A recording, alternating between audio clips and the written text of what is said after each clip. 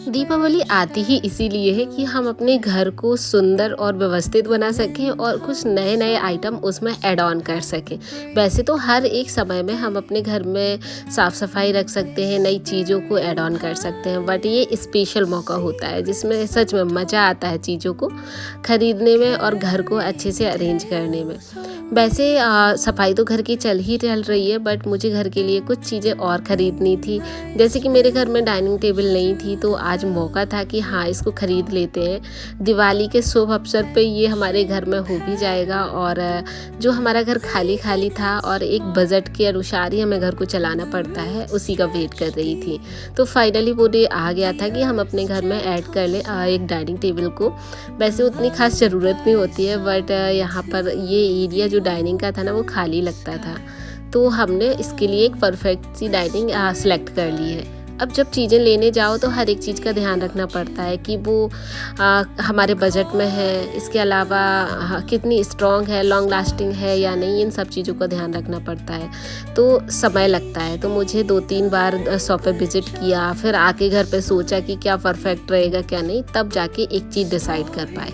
वैसे आजकल इम्पोर्टेड बहुत चल रही हैं चीज़ें, बट मैंने इंडियन ही डाइनिंग ली है क्योंकि ये काफ़ी स्ट्रॉन्ग थी। वुडन में मुझे टच में लेनी थी, कोई भी फ्रेम वगैरह में नहीं लेनी थी कि कोई इस तरह से वो फ्रेम में आ रही है ना आजकल मेटल वाली, वो मुझे नहीं लेनी थी। बट मुझे एक इंडियन टच, इसके अलावा बहुत सुंदर सी देखिए वो लेनी थी, तो मैंने ये इंडियन डाइनिंग टेबल सेलेक्ट की। जो पत्थर है वो काफ़ी हैवी था, काफ़ी स्ट्रॉन्ग था और वुडन बेस पर रखा हुआ था। इसके अंदर पूरा वुडन से ही जो पत्थर में है ना फ्रेमिंग करी गई थी, तो बहुत स्ट्रॉन्ग था। और जो इसकी चेयर्स है ना, वो भी लकड़ी के लुक में थी, लुक में क्या, लकड़ी की ही थी, सागौन की, और ये काफ़ी स्ट्रॉन्ग थी। कॉस्टली है थोड़ी सी, बट वन टाइम इन्वेस्टमेंट होता है इन सब चीज़ों के लिए, जो कि अच्छे से कर देना चाहिए। और सस्ती चीज़ों में पैसे बर्बाद करके कुछ समय बाद वो ख़राब हो जाती हैं। इससे अच्छा है कि एक बार इन्वेस्टमेंट करो, थोड़ा रुक के कर सकते हैं, बट एक बजट हो जाए और एक अच्छी चीज़ के लिए बजट हो जाए, तभी चीज़ों को ख़रीदना सही रहता है। तो मैंने वेट किया, 8 से 9 महीने मुझे इस घर में शिफ्ट हुए हो गए हैं, बट मैंने नहीं ली थी। और फिर जब एक बजट मेरे पास हुआ, उसके बाद ही हमने इनको परचेज़ किया। बहुत सुंदर डाइनिंग है, थोड़ा सा लुक अच्छा लग रहा है, काफ़ी अच्छा लग रहा है, और सबसे मेन बात बहुत स्ट्रॉन्ग, स्टडी और अट्रैक्टिव सी है। पत्थर भी इसका बहुत ग्लॉसी है, जो आजकल चल रहे हैं वही है। इसका नाम तो मुझे पता था, बट मेरे दिमाग से निकल गया, किसी और वीडियो में बताऊंगी पता करके। बट ये कैसी लग रही है आप लोग भी बताना। सो ये मेरी दिवाली के लिए ना एक बड़ी सी शॉपिंग थी। दिवाली में अब कोई भी बड़ा आइटम मैं नहीं खरीदूंगी, क्योंकि अभी से ले लिया है, और वैसे मैं उस टाइम तक ले सकती थी, बट ठीक है, अभी मुझे पसंद आ गई थी, तो मैंने सोचा क्यों उसको छोड़ना और ले ली जाए।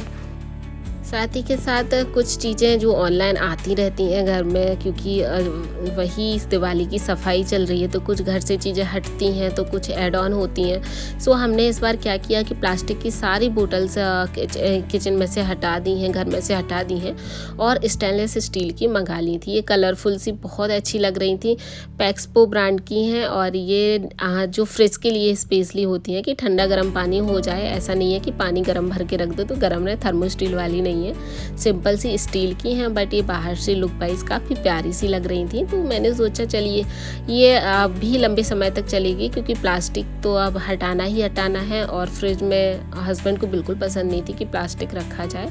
सो पहले मैंने कांच की ट्राई की, बट वो फूटने का बहुत चांसेस होते हैं, तो उसको हमने हटाकर और ये वाली मंगा ली। कैसी निकलती हैं वो किसी और वीडियो में धीरे धीरे यूज़ करने के बाद ही आपके साथ शेयर कर पाऊँगी।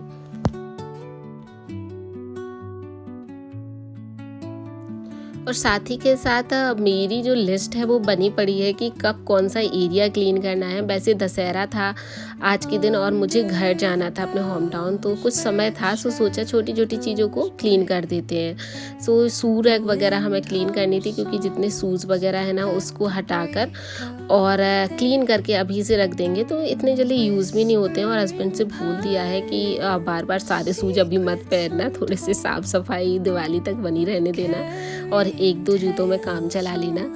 तो हमने ना सारे शूज़ को वॉश करके रख दिया है। तो यहाँ पर सबसे पहले तो हमने अपनी शू रैक क्लीन की। ये वाला एरिया मैं एंड लास्ट क्लीन करूँगी, घास वगैरह मुझे क्लीन करनी है, धुलनी है अच्छे से। तो धुलाई का काम तो एंड लास्ट ही होगा दिवाली के समय पे, बट चीज़ें जो कैबिनेट्स के अंदर हैं, सारी चीज़ें हैं, वो एक एक करके हमारी साफ़ होती जा रही हैं। तो समय लगता है, ऐसा नहीं है कि एक दिन बैठ जाओ, पूरा दिन आप क्लीनिंग में लगा लो तो कितनी थकान हो जाती है और सफाई ना बोझ लगने लगती है कि सच में क्यों हमें ये सफाई करनी पड़ रही है, क्यों दिवाली आती है, उसे ना बोझ ऐसा लगने लगता है। तो इससे अच्छा है आप 10-11 बजे तक, 12 बजे तक काम करना चाहें तो कर सकते हैं, वो बहुत सही टाइम होता है, थकान भी नहीं होती है। सुबह से खाना बना के रख दीजिए और उसके बाद एक आध एरिया ले लीजिए, धीरे धीरे करके घर का पूरा हिस्सा क्लीन हो जाता है। तो मुझे कितना हार्डली 15-20 मिनट लगे होंगे और ये मेरा शू कैबिनेट क्लीन हो गया है और अब ये मुझे नहीं छेड़ना पड़ेगा। सो ऐसे ही धीरे धीरे करके काम हो जाते हैं। महीने भर से स्टार्ट कर दीजिए तो आराम से दिवाली तक पूरा घर अच्छे से क्लीन हो जाएगा।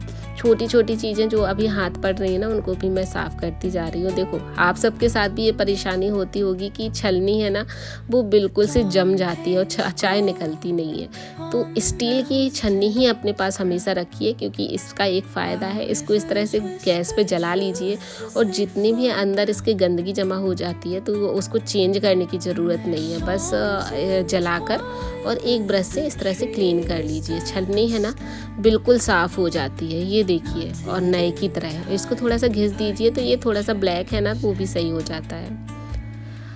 नेक्स्ट आइटम मैंने मंगाया था अपने लिए। वैसे मैंने काफ़ी सारी चीज़ें मंगाई हुई हैं, कुछ पहले ही शेयर कर दी थी इसके पहले वीडियो में, नहीं देखी हैं तो देख लीजिए। और धीरे धीरे करके इकट्ठा ना सामान मंगा के जो मुझे समझ आ रहा है कि क्लीनिंग के बाद अब मुझे घर में ये वाला सामान चाहिए तो मैं ऑर्डर कर देती हूँ और वो आ जाता है। मैट मैंने प्लेस मैट मंगाई थी किचन के लिए, अच्छी हैं, थोड़े कम रेट की हैं। तो ये छोटे साइज़ की आई हैं, जो लंबा वाला पार्ट है ना वो थोड़ा छोटा साइज़ का है, बट फिर भी मैंने रख ली हैं क्योंकि ये क्वालिटी वाइज अच्छी हैं और थोड़ा छोटे साइज़ की हैं। तो इस तरह से छोटी छोटी चीज़ें हम अपने घर में धीरे धीरे ऐड ऑन करते जा रहे हैं।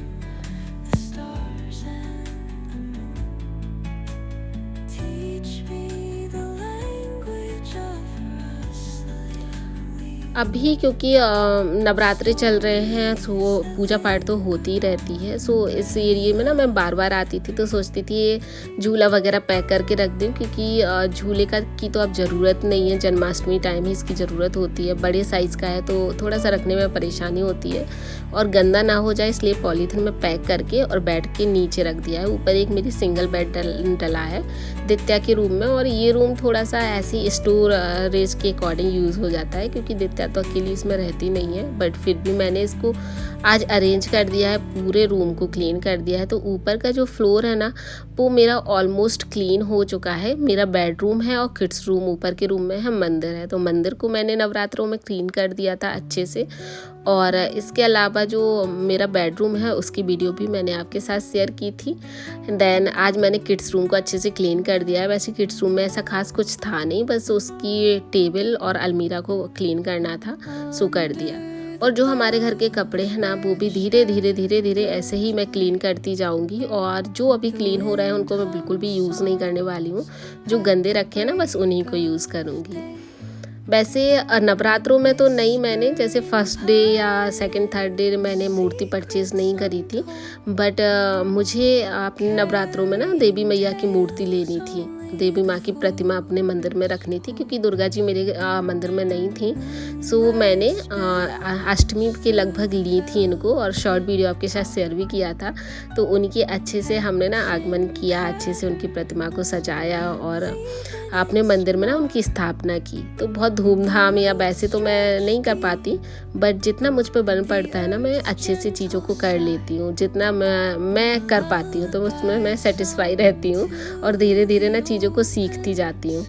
तो जितना भी मुझे आता था, क्योंकि इसमें बहुत सी गलतियाँ लोग बाग निकाल देते हैं, बट जिसको जितना आता है ना वो उतना करता है और आगे की सीखने की भी कोशिश करता है। तो प्रतिमा को अच्छे से हमने जैसे भी उनकी स्थापना करनी पड़ती है वैसे कर दी है, चुनर वगैरह उड़ा के। और अब हमारे मंदिर में ना देवी मैया भी स्थापित हो गई हैं, तो मंदिर अब भरा भरा पूरा सा लगने लगा है। क्योंकि अभी वो नहीं थी तो मुझे खालीपन लगता था मंदिर में, वो काफ़ी टाइम से मन था कि इनको भी ले लूँ।